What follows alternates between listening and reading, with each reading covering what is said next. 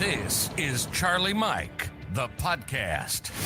Veterans helping veterans, talking about things happening in the veteran community, things we've experienced and overcome, such as addictions, PTSD, depression, legal trouble. And we also promote veteran-owned businesses. If you're talking about it, we're talking about it.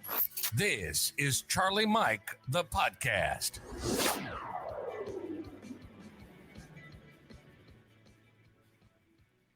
Yo, what's going on, everybody? Welcome back to another episode of Charlie Mike, the podcast.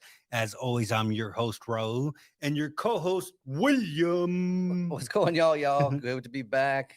Getting in the swing of things. It feels good. It does. It feels good. We're definitely getting a routine together, Yeah. It's coming along very well. It is. And now some of the episodes that we have recorded are getting ready to come out. And so it's a little surreal. It is to be like, hey, man, I remember recording that one. Or, hey, this feels so good to actually get that one out there. Like we've been sitting on some of them. We're getting the ones recorded that are in the studio finally. Yeah. We're having guests in, and it feels amazing. It's a different feeling. Yeah. And, we may have like 5 views and one's mine and one's yours. But it's like, you know what? That sound quality is good. that quality right there is A1. One thing I notice about you, man, is that you undersell everything. I know. And it's funny because you don't know like the analytics part of it. Yeah. And that's where I come in, and I'm like, man, you couldn't be further from the truth when it comes to numbers. Yeah. But yeah, I like that about you, though. Yeah, what's funny? So, like you said, for me, it's all about building the relationship. And I feel like I can go really deep when it comes into the relationships. And I'm like, that connection means a lot. And then Raul was like, no, man, like we actually did really well this past month. And like, for real? He's like, yes. And I'm like, well, good. Because it's not about, the analytics so much. It's about the connections. I think that's how we work for real well. Front of the house, back of the house. Yeah, exactly. So as y'all can tell that we have a guest in the building.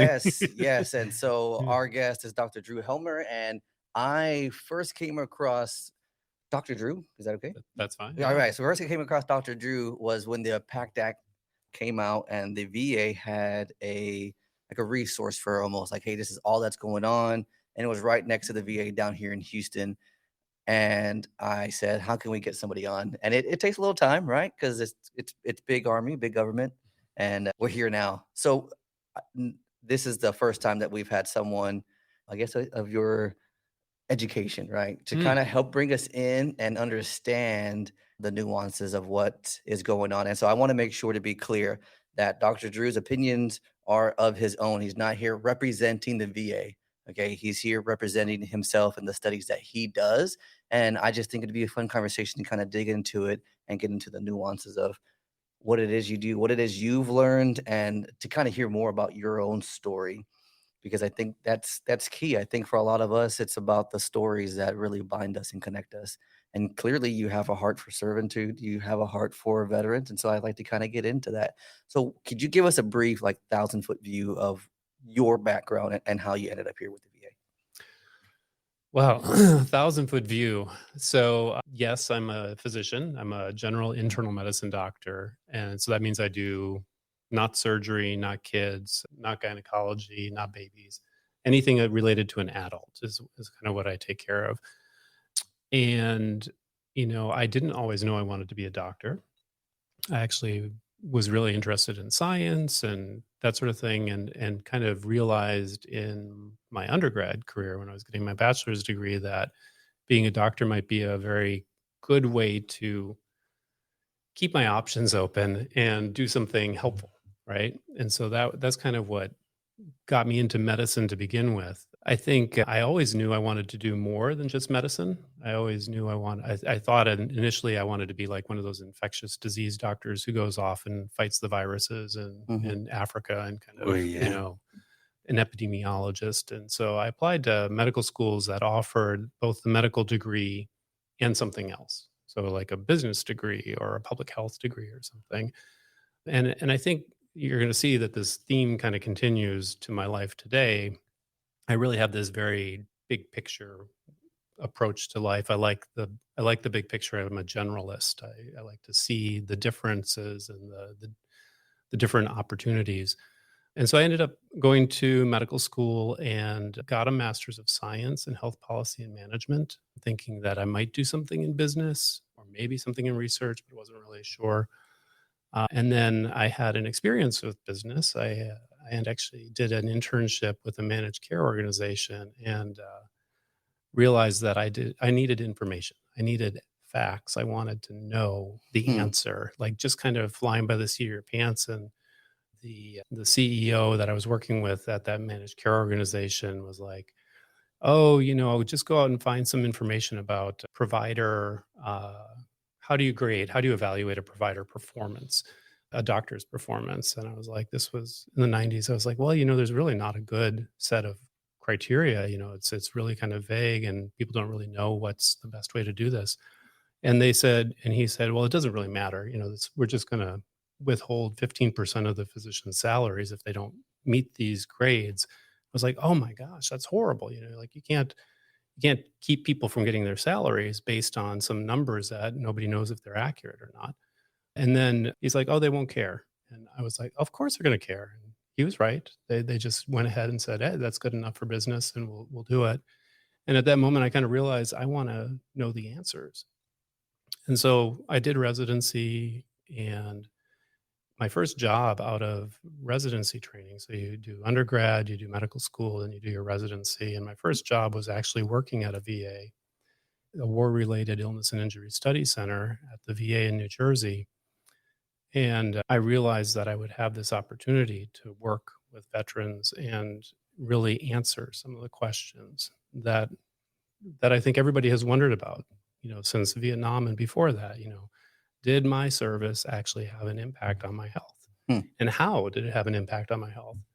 And so I've really enjoyed over the years trying to find the right answers and exploring them. And that's the research part of me, but also kind of keeping my fingers in a bunch of different activities so that I can have an impact, make a difference, get the information out there where it can be used. And so I think that's kind of how I ended up where I am today without going into too much detail. Right. Yeah. Right. And what I hear is very interesting too. You go to school and you think that you're on this path. I mean, a lot of veterans do the same thing. And then when you get out or you're actually start to apply it, it's not what you were thinking, and so there is a little bit of change where we have to kind of change courses for us, right? Oh, absolutely. I think every day, my plan for every day changes. By the time I even get into the office, it's like, oh, I guess I'm going to be working on that today. Or I'm going to have to address that first before I can get on to what I thought I was going to do today. Absolutely. And so you started in New Jersey. What's one thing that you've noticed is different compared? I mean, from like that was the 90s, correct? New Jersey was 2001. 2001. Okay, so 2000, some early 2000s, and now here we are, 20 years later. So you've been with the VA system this entire 20 years, huh? Yeah.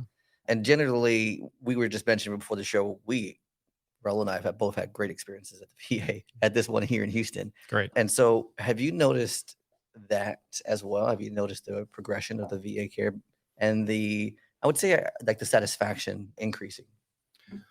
Yeah, once again, kind of from my perspective and my experience, I feel like the VA has, as a person who works at the VA, there have been moments in the last 20 years where I was kind of embarrassed by some of the headlines that were out there. But my own experience trying to help veterans and trying to connect veterans to the other services, as a generalist, I'm kind of the guy who connects veterans with, more specific needs to the people who can address those needs, whether that's a social worker or maybe a psychologist or maybe a surgeon of some sort. Like I identify the problem, I define the problem with the patient, we create a care plan, and I connect them, right? So I feel like over the years, it's gotten easier to make those connections and make sure that those connections get, they really happen and that the services get delivered. Someone come to you and they're a broken person, Mhm. not maybe mentally, maybe physically. And have you ever had the experience where they come back and like, hey, doc, thank you. Yeah. I mean, I actually, so I did primary care for the first, I guess 11 years of my professional career where I was the doc, right? I was the guy that the veterans came into regularly for their primary care. And I did that both in New Jersey with just kind of a general medicine panel of patients, so veterans of any era or, deployment or non-deployment. And then when I was in Houston from 2007 to 2011 doing primary care, actually at the post-deployment clinic here at Michael E. DeBakey, I focused more on recently deployed combat veterans, especially those who were seriously injured. Over the years, I've actually gotten to know my patients very well, and Yeah. I'm still in touch with many of them, Right. like on a more personal friend level than, because I don't do that primary care thing anymore. And yeah, so I've had veterans say, Let's- I came in and I talked to you about this, and look at me now. Mm. yeah. Yeah. Can you speak to the importance of the social support for veterans and how that can kind of positively affect their post service? Yeah, I think I recognize that really early on, especially when I was doing the primary care for the recently returned combat veterans. I trained as a physician, so I learned how to diagnose and prescribe medications and, make referrals to specialists for specialty care and coordinate that care.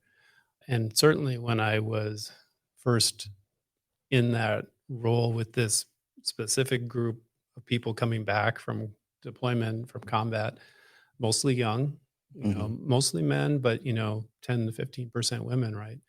Yeah, I'd go through kind of the medical history. Nope, I don't have any diseases. Nope, I don't have any surgical problems. It was all about education, job, family, and connection, right? And so I realized, pretty quickly, I think, that as a doctor in that role, I needed to adjust and actually needed to learn a lot more about social support options that are available in the community. Because the VA does many things very well, but we can't be everything to everybody in terms of social support. And so it was really important to me to find good community partners to connect veterans to, whether it was a family related service that they needed or perhaps, just a social outlet because they were new to town. Houston has been a magnet for separating service members for decades, right? Because we have jobs and we have opportunities. Yeah. And so people would separate from, military service and make a beeline to Houston, and they really needed a place to connect. And because we don't have a base, we have Ellington, we have, military facilities, but it's not like San Antonio Right. or other places where there's a big military presence, a visible presence, right? So I think there was a real challenge for many people coming in, and as the doc in the post deployment clinic, I would see we tried to make that the front door for the VA, so that you could your first visit in, you'd come in and you'd see me as the doctor, you'd see a social worker, and you'd see a mental health provider just to make sure everything was on track. And we really wanted to make sure then that we could also say, well, here's an organization you might want to check out, or here are some options in the community that you should think about, so for you, your spouse, your family. Mhm. I think they're doing a good job. I know everybody gets emails, right? And the VA does a pretty good job of sharing the variety of resources that are out there. I know I see them, and they're just getting better. I see all the resource fairs that are going on, and I see a lot of folks in the VA being involved. So I think it's important because we have a lot of nonprofits come on here and share their stories. But I love to hear that from the VA too, because when I think of a big picture, like that's one of the first things we all ask a veteran, were you connected with the VA yet? Like we got to somehow get you connected. And although the VA isn't the main source for all of it, it's great to see that they're sharing resources. And it is really important for veterans to get connected to other veteran groups, not Mhm. just the VA, Right. for that social aspect, Mhm. because it's the entire body. Mhm. Yeah, and I like the fact that they're out there trying to change what other people have experienced. Like, not every organization is a bad organization, Mhm. or you hear nothing but horror stories about different things. Doesn't mean that you're gonna have the same experience or something along those lines. And like we spoke before, we've had nothing but amazing experiences here at this VA. And now when I tell people I love the VA, there's some veterans that look at me like, "What?" you know? Right. But it is that's what I've experienced. Yeah, and I think it goes more to about our Houston community. You did mention it that we don't really have a large base, but when it comes to population wise, Houston has got like number 2 for veterans. That's right. And it's like we don't self-identify. Nobody says that they're veterans. I mean, there you have those folks that will wear their affiliation, and so, but it goes that way. It's like, how do we get better at making sure that we see each other? Hmm. Yeah, and certainly one of the things I'm kind of fascinated by the veteran identity question, right? Because, in order to go to the VA, you obviously have to be a veteran, you have to be eligible. But I think part of going to the VA is accepting that veteran identity. Like, you can't avoid it. If you're going to walk in those doors, there's like this, and I'm not a veteran. I wasn't in the military, but I just perceive that there's sometimes a reluctance to go to the VA because, well, I'm not a veteran. Yeah, I was in the military, but I'm not a veteran, whatever that means to that individual. And I think sometimes the community organizations can do it differently, and it can really adapt a little bit better to what that means for a former service member. Yeah, I think I've seen that too, where someone says, "Nah, I'm not going to go to the VA because I'm not a combat veteran." Oh yeah, You know what I'm saying? Mhm. And then you feel like, "Yeah, but you're a veteran, Mhm. right. so the Or- VA is there for." Or I'm not injured. Right, right. Or other people are worse off than I Yes. am. I mean, I That's- hear that a that's Yeah, lot. that- It's that's a like, big one. yeah, like Yeah. I don't need that. I've got a job, I've got insurance. I don't need that. I'm like, well, there's probably something there, and you've earned it. Right, So- right. And it's also the unknowns, like because you are so targeted. Like you did say you're not a veteran. We mentioned this, but it's also like, but you've spent so much time around them, right? Like that's your niche. Yeah. That's your niche. That's your clientele. That's who you're passionate about serving. Yep. And so because of that, you also know the things that we don't know. Well, have you considered this, right? Mhm. Or I mean, the whole reason why we brought you in too, we were really interested to hear more about, the burn pits, and the PACT Act and the research that goes into it. And I'm sure there's a lot of veterans out there like me that don't really understand it all as well. Mhm. But that's the point of you getting involved with the VA. Because if you do come in, then you can ask somebody who is experienced in this, who knows a little bit more about what's going on. Yeah, absolutely. Nobody can know everything about the VA. It's just too big and too sprawling, and then things change, right? What you knew 2 years ago, 5 years ago, it does change. And sometimes that's because of a law like the PACT Act, or sometimes it's, just policy, or just people turn over. Not as often as you might think, but, people do move on in the VA too. So let's talk about it a little. So I'm new. Don't know anything about the PACT Act. What is the PACT Act? Well, I did write down the actual title of the law so I Yes. could get it right at least once during the podcast here. So it's the Sergeant First Class Heath Robinson Honoring Our Promise to Address Comprehensive Toxics Act of 2002 or 2022. So PACT is Promise to Address Comprehensive Toxics. It basically does a couple of things. I'd say the most visible and veteran relevant things are it expands eligibility for VHA care. So more veterans now can qualify to get health care from the VA. And that's the most important, piece of the act. And then it also expands benefits for certain toxic exposures or conditions that are presumed to be related to those toxic exposures. And so those are really the most important thing. And I think what people want to hear about. It also changes a little bit about the way the VA can hire people, and it adds, new sites for care, but those are kind of more bureaucratic sort of things. I put it all in there. Yeah. Put packages together. Right. And that's way above our level. Well, and one of my interests is it actually expands research activities Right. and mandates certain research projects related to the military exposures. And so that's also, I think that's important, but that's a little secondary here. Yeah, you're kind of excited for it. Like, yes, now I can actually dig in further, right? Like find more truths, like get more, like you mentioned it, just getting more into the nuances of the actual numbers. Like, why is this happening? Yeah. What's actually going on? Yep. Yep, absolutely. So, I mean, some of the things that the PACT Act did is, it named several other conditions that are now presumed service connected. And I think one of the this is one of the biggest. This is going to be one of the biggest changes it made for Vietnam era veterans. It made hypertension or high blood pressure a service connectable condition.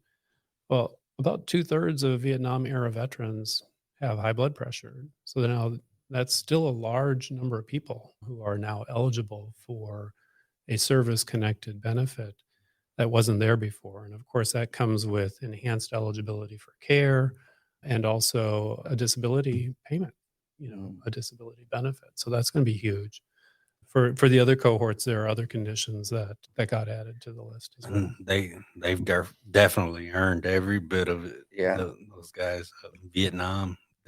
And I think it goes back to getting involved with the VA because that era too, Mhm. doesn't want a lot of help. And then even, the Gulf War folks, early 9/11 folks, it's like I don't need to go. But what I tell a lot of vets too is like it's not for today. Mhm. It's not for today. You're getting analyzed, you're getting Mhm. treated for the future, Mhm. because your body will wear over time. And like you said, high blood pressure and hypertension, if you have it, it makes you more eligible for more care. Mhm. Now you can go get better. You can get treatment at the VA, Mhm. and for me, I feel more comfortable there. Mhm. I do. Like I have a primary care physician. I do have TRICARE, but I would rather go to the VA. I don't have to worry about anything else when I go there. Mhm. Mhm. And there's like-minded individuals there. I feel comfortable because I have all my other veteran friends there. Everybody's pretty kind to me when I go in there. The Mhm. volunteers that are there. So I just feel that the opening it up to eligibility is also allows us to get treatment sooner. Mhm. Well, and medications can be expensive, Mm, and when you have a service connected condition that requires treatment with medications, the VA can be a pretty good deal. It certainly can be better than even your private insurance or your Medicare. Yeah, you ever get those prescriptions where you look at it and it says without insurance it would have cost like yeah. Yeah, I Yeah. do. And then being able to get it from the mail too, just little Mhm. yeah. things. I mean, I haven't had to go to the VA too many times out of the way to get a prescription refilled. If I'm proactive in my own healthcare, then it's Mhm. really hands office. And that's the hard Mhm. part, right? Being Yeah. proactive in it. Yep. That's me. I wait till the last one. Yeah, I know. I've heard you on the phone many times. But what about today? I need it. When did you run out? Yesterday. Golly. So, in your experience, what are some of the most common challenges that veterans do face when they leave, right? So, from your eyes, when they leave the military and come back into the civilian force? I think I guess I'll call it a vulnerable period for many people, right? I mean, that's such a major life change. Maybe you were in high school and then you went straight into the military, and you're now used to being in the military where your housing is taken care of, your food is taken care of. They fill your day with, Yeah.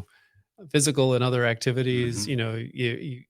You've got a mission. Maybe you deployed and had some challenges, and you're coming back and still kind of processing through all that.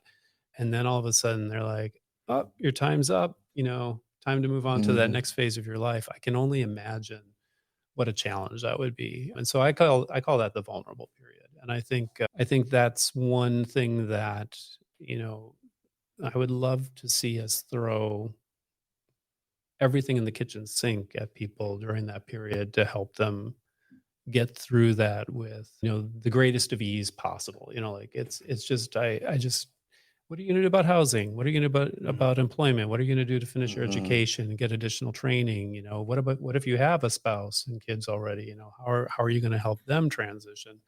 So I think there are some efforts underway to really make it smoother at that point. Some of the stuff around not the PACT Act, but other recent bills have really identified that as a vulnerable period for mental health in particular. Like, we talk a lot about veteran suicides and these sort of things. So there's kind of two time periods where that's important. One is when you're an older person and maybe starting to feel isolated, chronic health problems, and across the population, suicide becomes more prevalent at that point in one's life. But for service members and veterans, there is a little spike right after that separation. Yeah, And I've heard it said that first year is the most dangerous year. Yeah. That first year for veterans. Yeah. And so I think around the mental health thing specifically, we've got more options now in terms of services we can provide and, kind of making everybody eligible for anything, including even if you need it, you can go straight to the emergency room and get assistance with the mental health crisis. But we could do more, I think, and we're starting to see some other programs that are really strengthening that handoff between the military and the VA and really trying to make the default of we're going to connect you to the VA unless you tell us you don't want to be connected to the VA. And I think that's very exciting because, it's very, like we said, it's very hard to know everything about the VA. It's very hard to sometimes even get introduced to the VA. It can be really challenging. And so if you kind of make it like, well, you're going to get signed up for care at the VA and we're going to make sure that you are connected and somebody's going to reach out to you and say, we're here. I think that would go a long way to making that transition a little bit easier. Right. So 2 points that I want to make. First of all, if you are feeling that mental health crisis, if you are within that first year, there is a number you can call or text. It's 988. And of course, if you're a military veteran, press 1. So 988, press 1. And the second part was the strength in vulnerability. We've talked about it before. It's like being able to ask for help. There's so much power there. It takes a lot of strength to ask for help. And then on the third thing too, I think there's a way that we can do a little more mentorship or sponsorships, right? That's what we used to call it in the military when we transfer. But a lot of folks don't take advantage of it as it is. Like if I were to go to a new base, did you ever sign up for sponsorship programs? I think I did. Like once, randomly because it was mandatory. I think yes. When Yeah. I was a brand new private Yeah. and I first got to Fort Hood, Fort Stewart, it was mandatory. Yeah, I think I did it at Stewart too. Yeah. And so I think there's something there, and I'm glad to hear that there is stuff like that because that would really helpful. And if anybody is listening, you guys can always reach out to us. And Raul and I are more than happy to talk to you about how to get connected and where you got to go. And we're here for you too. And I appreciate you saying that because I just think it's interesting because we know what they are, right? Because we've been through them. And for you to kind of observe some of the same things that we talk about, it's a little bit of like a validation. Like we're not the only ones that see this, we're not in this alone either. There's a lot of great people out there that are trying to make sure that veterans are getting the care that they need. And I can tell by our conversations, it's your passion for that. And I'm happy to have you here. Yeah. So I'll just go ahead and name it. We're lucky enough. Our Houston Medical Center is one of the, I guess, kind of pioneer sites for a new program in the VA called the Veteran Sponsorship Initiative, which is kind of what you're talking about. It's interesting because it's a public-private partnership. And so we're hiring a social worker who's going to be kind of coordinating and facilitating this activity, but it is definitely targeting separating service members from Fort Hood in particular, because it's the largest point of separation for Army personnel. And our facility here in our community, I should say, not just the facility, but the community. And then they're going to be going to community service organizations to try to identify sponsors who live in the community who can really make it a warmer handoff, right? So, once again, I think it's the VA can do some things to maybe facilitate or catalyze these activities, these connections, but we can't do all the sponsorship. Yeah. I think that's a big thing. Like you would say, like I've experienced this, so I know what you're gonna feel like, or you might feel like. So this would probably be the best. I mean, I suggest this, and it's different coming from a person who experienced it than someone who hasn't, or something like that. Yeah, and it goes back to what you said earlier about the VA using as community partners, right? We don't have to know everything, we don't. We've had a lot of folks on, and I can still tell you that I don't know all the services or the organizations that are out there, which makes great content because we'll have more of them on. But it's hard for any one person or any one channel to really cultivate all of this, because even in the military, they can't refer folks to nonprofits, right? Because they're in the Army, but they have sponsors or FRGs that can. Like, okay, well, I can say, hey, use this person instead. So that's exciting. I'll definitely be keyed in on where we can go, and I'll put it out there too. If there's any help that you guys need, feel free to use us as a resource. we're happy to put it out there, use our airwaves too for whatever it is you guys need help with. Yeah, We're cool. happy to partner somehow. Definitely. That'd be amazing. With so let's so with as far as research with the Mhm. PACT Act. Now, is that something that you yourself did? Yeah, so I've you know, I've done a combination of clinical care, education training, and research. And, my research focuses on military exposures and deployment related health effects. And so as a general internist, I focus more on the non mental health problems. So I've looked at things like traumatic brain injury, Gulf War illness. More recently, I've been looking at some of the pulmonary complications that might be related to burn pit smoke exposure and other airborne hazards. And then most recently, kind of not because of the PACT Act, but kind of in parallel to the PACT Act, the VA Office of Research is developing the Military Exposure Research Program. And so I'll be leading what we call the Data and Biorepository Commons, which is going to make it easier for researchers to find the data they need and find the specimens like the blood samples or maybe urine samples that they need to do the tests to answer these questions about what happens after an exposure and what can we do to fix the problem. Mhm. So what kind of role has the bacteria exposures or the toxic exposures played in the veterans, like physical and mental health? And what's something that we can do to be proactive in treating that or being aware of that? Yeah, so when you read the scientific literature on military exposures I've tried. and I have tried. and the health effects, you're going to see all sorts of things like, well, there may be an association, but we're not sure if it causes Mm. this. And in other populations, we've demonstrated this, but we don't see that same thing here in the military service members. It's really messy. It's meaning there's a lot of opportunity to ask more questions and do more research, but it's really kind of it's a challenge to really answer these things to the point where we can say this is related to that or this causes that. There are a lot of, so let's take smoking as an example, right? So it took years for people to realize that smoking causes cancer, smoking causes heart disease. And smoking is pretty easy to track. You can see people smoking, you can do this.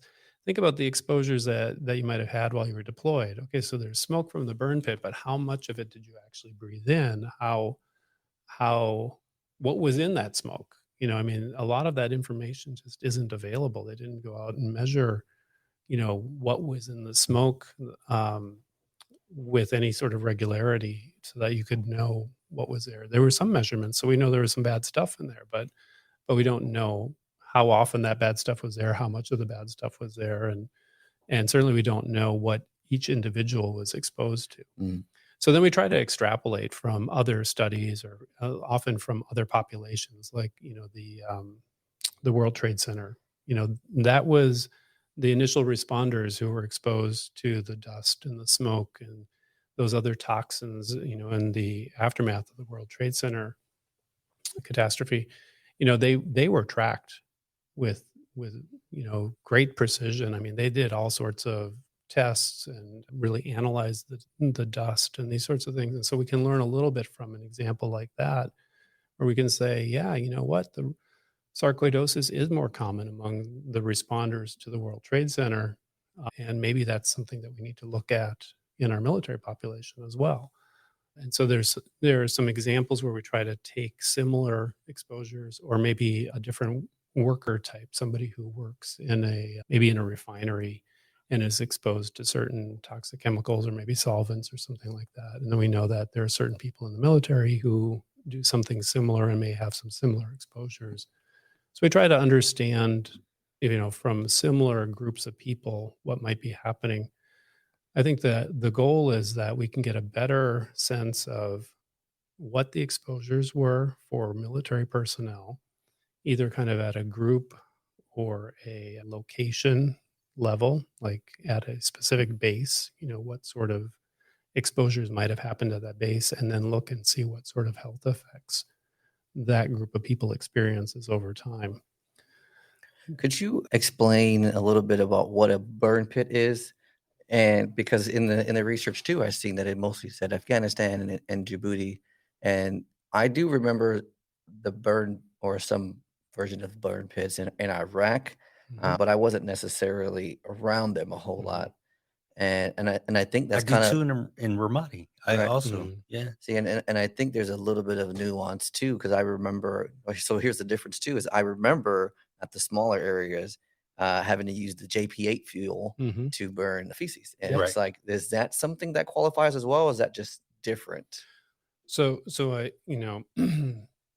I don't know who gets to own the dictionary that Right. defines burn pit here, but I take a pretty broad view of what it is, and I've done a lot of the burn pit registry exams, and so I just leave it open. So tell me about your experience. Tell me about what you were exposed to, and I hear that a lot. I think especially on the forward operating bases and other smaller installations, right? You didn't have a latrine, you didn't have the trash company didn't come by and pick up your trash on Tuesday mornings, Yeah.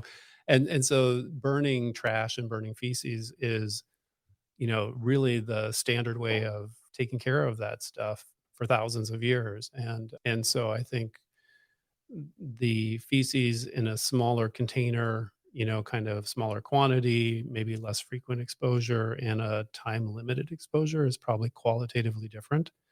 I think what maybe the general public has seen about a burn pit are the more dramatic examples, like at Joint Base Balad, where it was, a massive area because there were 50,000 people living at that base at its peak, and literally tons and tons of trash going in every day. And it was just constantly burning, and they would have the dump trucks dump the trash, and the bulldozers would push the trash Right. around, and they would pour lots of accelerants, JP8, diesel, whatever was, handy. And then it would just smolder and let off really thick, kind of really, Rubber burn Yeah. smell. yeah. I- Well, I- because they were burning plastics, they Yeah. were burning batteries, they had to burn everything.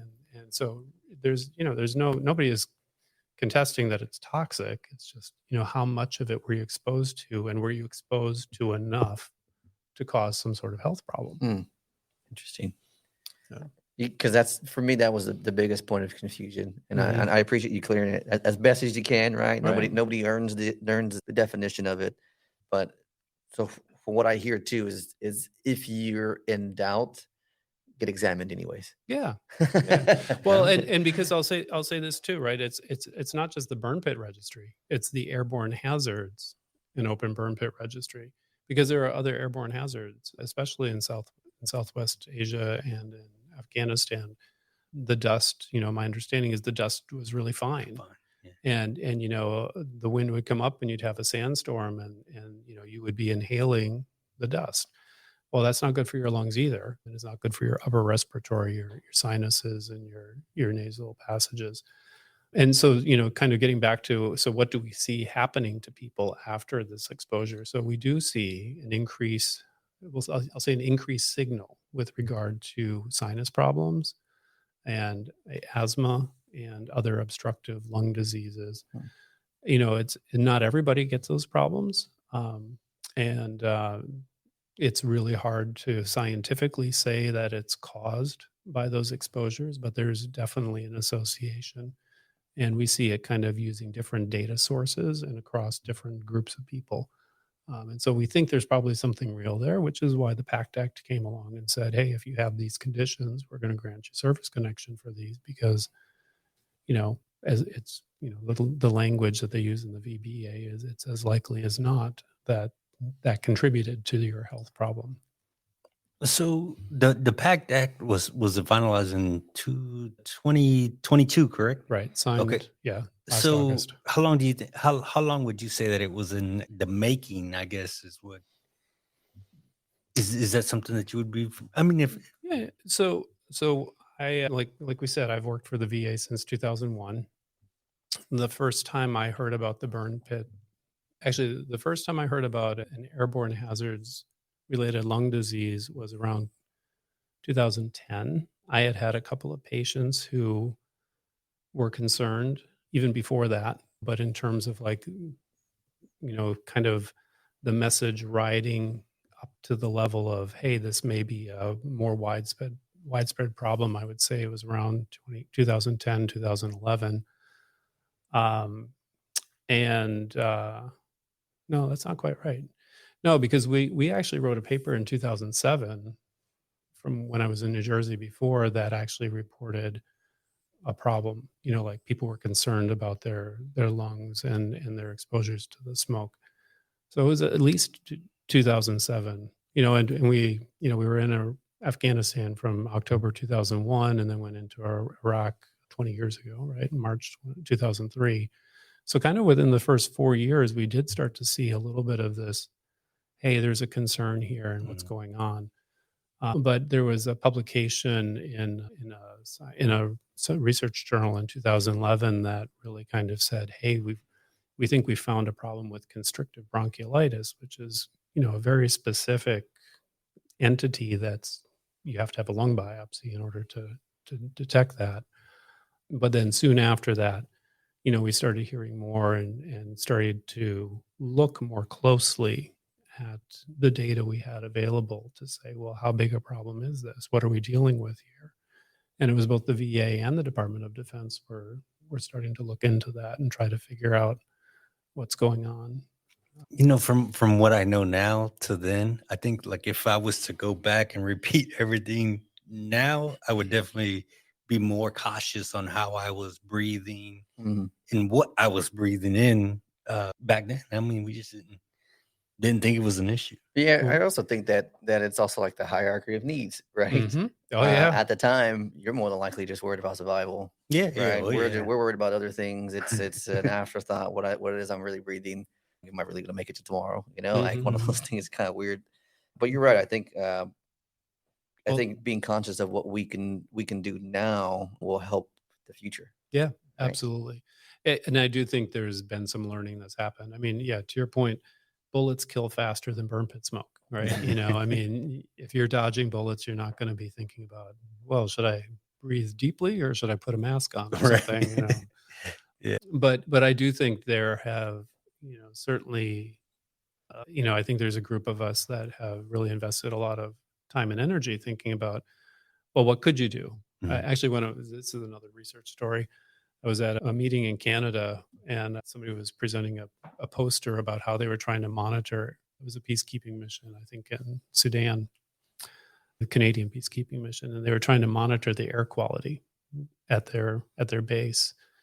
And you're reading through this. Posters are very structured. You have your background and your methods and your results and your conclusions. And they get to the results section and they're like, well, we were unable to finish collecting data because we had to get the heck out of Dodge because we were a peacekeeping mission and the antagonistic forces were coming and we couldn't do anything except evacuate. So they're like, unfortunately, we couldn't finish collecting our data. And I'm like, I took a picture of it because I was like, yeah, this is the real world. Yeah. This is you sometimes can't get the information you need to do a really good research study because you have another mission. You've got a primary mission that you got to take. Makes sense. I mean, it makes sense. You see results, the end.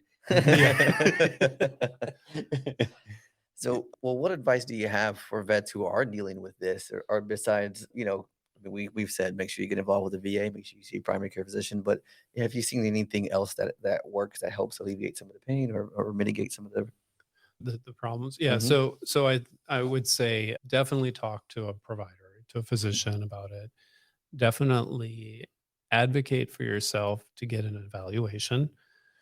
So, I think sometimes healthcare providers you'll say, oh, I feel more short of breath. And they'll be like, oh, well, you've put on 5 pounds or, like you're getting older. Yeah. And, probably that's contributing to it. Right. But I would say that for somebody who's been deployed and really experienced, the poor air quality of their theater, whether, it's even just industrial ambient air pollution in Kabul or something like that, or whether it's No, I was stirring the poop pot, and I had to breathe that every day for a half hour or something because I was a bad boy, and they made me do it. And 45. or you were running around that massive burn pit in Balad, whatever that exposure was, go ahead and ask for some sort of lung function evaluation, like a pulmonary function test, or we call it spirometry, just to get a baseline to see where you are. And certainly if you're having any symptoms, you need to get that evaluated. And that usually involves a pulmonary function test where they see how much air you can breathe in, how fast you can breathe it out. And we use some standardized values to make sure that you're within the normal range. Sometimes they'll recommend some sort of imaging, like a chest X-ray or a CT scan of the lungs. And then, aside from that, avoid any other toxic exposures. So the most obvious one is smoking or any other inhaled substance. Vape. Yeah. It's just not good for your lungs. And, certainly if you fear that you have some health effects from something that happened, you want to minimize, any additional damage that happens. Definitely. And, I think we are living in a world where we're seeing more, the history of the 20th century, the air and the water got cleaner. And now we're starting to see perhaps that with wildfires, becoming more common and these sorts of things, that some of the air quality is deteriorating again. So I don't know, maybe you need to avoid some of the bad air quality days or, restrict your activities on those days. But those are some of the things you can do. I would also say just pay attention to some of the research findings. I do think as we make some of these connections and really answer some of these questions, not just about whether they're related, but more about how they're related and what's actually happening inside the body. We may come up with more targeted sort of interventions or treatments or, something that we could recommend. Staying physically fit, is really important, even for people, regardless of the cause, but, there's pulmonary rehabilitation. So if you're getting to the point where you're really feeling like, it's hard for me to walk a block or something like that, you talk to your physician about getting some sort of evaluation and then maybe doing some sort of rehabilitation to get back into shape and optimize it. Why'd you look at me? Why you keep looking at me? He's not your doc, but I'm letting you know that I did speak to a doctor, and he did say. You know what? We spoke before we went live, and I was like, I'll put on the sweater because I'm gaining weight. I'm surprised it's not the black one. Yeah, I think that's kind of what I was hoping to get to. Mm-hmm. I think there is a lot that we can do with our providers, but at the end of the day, you gotta getting healthy and being physically fit, getting mentally evaluated, taking care of your mental health. Also, just my personal belief, I'm not a physician, helps with a lot of that too. Mm-hmm. Especially if it's pulmonary, right? Mm-hmm. There's things and exercises that we can do to control our breathing, and I think there might be some exploration there for others who are listening. Well, it's another historical medical history tidbit. So back before we had really good treatments for asthma, there was a whole field of treatment around psychological interventions to manage the symptoms of asthma. So, asthma is a very physical disease. Your airways get obstructed, they get smaller, and you can't breathe air in and out as well because of the physical obstruction. But they used to train people to practice their breathing and control their breathing so that they wouldn't panic, basically, when you have that air hunger sort of thing. Yeah. So, a lot of symptoms can be managed better with a healthy, outlook and kind of healthy mental health, right, kind of approach. Good. I like that. I want to thank you and recognize you for coming on. Really appreciate it. I think when we first spoke, several months ago, it was just, I was excited. I was really excited to have you on, and this conversation has well exceeded all my expectations. Oh, good. It definitely Right? has. Maybe I'll be invited back. Then, yeah, absolutely. Okay. Absolutely. I'd love to hear more because I know how curious you are about the research, and I can see you really are excited to start doing some of it. So I'm excited to hear some of the results. No, definitely. He's been excited about this interview for a good while. He's been talking about it. Yeah, I have. Yeah. So definitely, I feel like this interview was a lot of useful information. It wasn't just, talk and words going over our heads. It was useful. Yes. And there's I do want to wrap up and end with my last question that I always ask all of our guests is pertains to Charlie Mike. So Charlie Mike for us means continue mission, right? So what does Charlie Mike mean to you?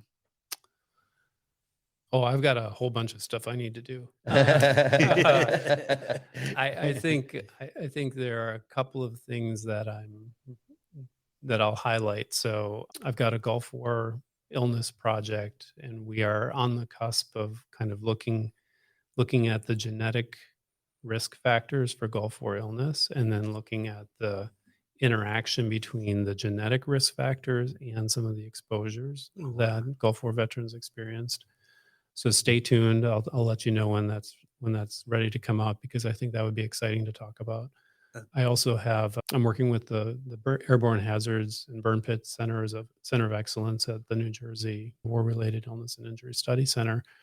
And I'm really excited about kind of bringing together some of the work we've been doing on how do we do it better? How do we get clinicians to speak to the veterans about the burn pit exposure concerns in a more effective way and improve the veteran experience of that. And I think we have some really good initial work that we're going to be pulling together and really going to be ready to share that.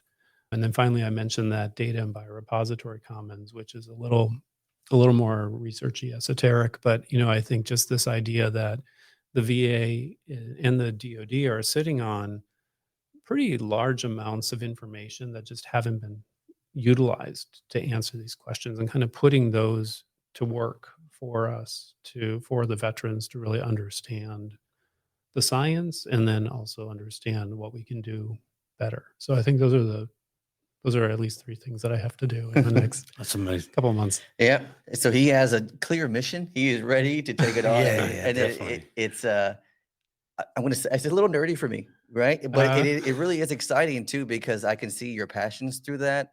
And it feels reassuring that even though for me it's a little out of my class, there are folks who are very passionate and love this really with the right intentions, right? I can feel your heart for service members, and anybody who hasn't been around you is lucky to do that. So thank you again for being here. Yeah. It's been phenomenal. It definitely has. I think you got another question, don't you? No, that's it. What's my other question? Books? Oh, That's probably the man you want to ask. One of my favorite questions to ask is, do you have any recommendations for books that we can follow? For me, I read all the time. I try to. Any books that you like turn to often? Like, this is the book that I recommend the most, or this is the book that I read often. I don't know that I've reread too many books. I'll tell you one that has stuck with me. I think it was called Genghis Khan, but I read a book about Genghis Khan, and I just thought that was the most amazing story ever of how that one individual kind of changed history. I thought that was fascinating. I have heard that before. Recommendation. I think it was on Tim Ferriss's podcast. Yeah. Genghis Khan. That's awesome. I didn't expect him to say that. That's awesome. I don't got anything else. Oh, I do. One last thing. How can a veteran stay involved with what you're doing? I think what's great about this is we have a platform for folks. Like you said, you do have research coming up. How does somebody stay in tune with what's going on? I wish I had been better prepared. So I do have a Twitter handle. It's @doc4 deployed. And it's been inactive for a few months, but I have been planning and plotting to kind of get it active again. You said it. Now they're going to be wanting it. Yeah, okay, right. So you've got about. I better get something posted. You've got about a month. About a month. Okay. So it's @doc4 deployed. Yeah. Okay, that's awesome. I'm definitely. I love it. Nah, that Twitter handle is is something. I love it. That's right. Yes, sir. Go ahead, Raul. Hey, with that, sir, honestly, we want to say thank you for coming on the show. We really appreciate you taking time out of your day to come in here and speak with us and just breaking it down for us. We really appreciate it. And thank you for the work you're doing. Honestly, like it means a lot to combat veterans. It definitely does. And, you're taking care of our brothers and sisters, especially, I feel like a lot of our older Vietnam guys Yeah. definitely will benefit from the work that you're doing. Well, as well as, ours, but I got the chills. Yeah. I like talking about them too. Yeah. But with that, we just wanted to say thank you. And we really appreciate it. And we look forward to having you back on the show. Yes. That would be my pleasure. Awesome. Hey guys, with that, y'all be sure to follow, share, like, subscribe, and as always, you guys, Charlie Mike.